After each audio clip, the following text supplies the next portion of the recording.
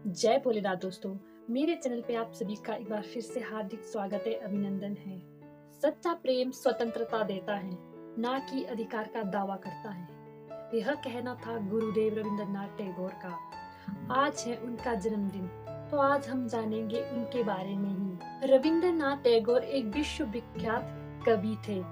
आज भारत में ऐसा कोई होगा जो उन्हें नहीं जानता होगा। उन्हें मुख्य रूप से भारत के राष्ट्रगान जन गण मन की रचना करने वाले के रूप में जाना जाता है। पर क्या आपको पता है कि वह एक कवि होने के साथ साथ एक साहित्यकार, एक नाटककार, लेखक, संगीतकार और चित्रकार भी थे। उन्होंने 2200 से भी अधिक गाने लिखे हैं और उनके कविताओं का संग्रह गीतांजलि में है, जिसके लिए उन्हें नोबेल पुरस्कार भी मिला था। भारत के राष्ट्रीय गान के साथ ही उन्होंने बांग्लादेश के राष्ट्रीय गान आमार सोनार बांग्ला की भी रचना की है। उनका जन्म 1861 को कलकत्ता के एक ब्राह्मण परिवार में हुआ था। उनका परिवार बहुत ही अमीर था, जिसके कारण उनको ठाकुर कहा जाता था। पर अंग्रेज इस शब्द का उच्चारण नहीं कर पाते थे, इसीलिए वह टैगोर कहा करते थे और उसके बाद यही नाम प्रचलित हो गया।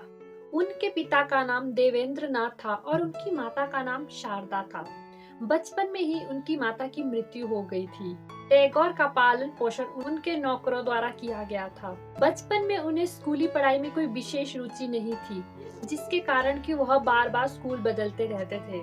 उसके बाद उन्हें घर पर ही पढ़ाई कराई गई।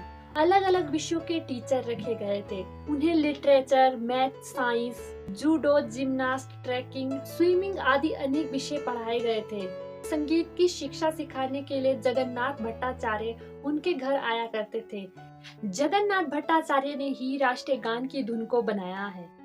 जब रविंद्रनाथ टैगोर बड़े हुए तो उन्हें लंदन भेजा गया ताकि वह वकील की पढ़ाई कर सके, क्योंकि उनके पिता और उनके भाई उन्हें वकील बनाना चाहते थे, पर उन्हें वकालत में कोई विशेष रुचि नहीं थी। लंदन में उन्होंने शेक्सपियर की रचनाओं का अध्ययन किया और वह आइंस्टाइन से भी मिले।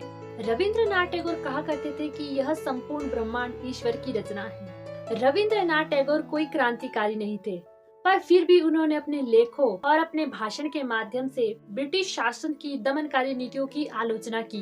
जब पूरे भारत में असहयोग आंदोलन चल रहा था और लोग कपड़ों को जलाकर बहिष्कार कर रहे थे, तो रविंद्रनाथ टैगोर जी ने कहा कि संसाधनों को वेस्ट करके कुछ नहीं होगा, इससे अच्छा है कि आप उसे खरीदिए ही मत। टैगोर विश्व बंधुत्व के प्रबल समर्थक थे, इसीलिए उन्होंने अंतरराष्ट्रवाद की बात की है, न कि राष्ट्रवाद की। उनके विचारों से प्रभावित होकर ही गांधी जी ने उन्हें गुरुदेव की उपाधि दी थी। रविंद्रनाथ टैगोर जी कहा करते थे कि सच्ची स्वतंत्रता मन की स्वतंत्रता होती है और जिसे कोई छीन नहीं सकता है।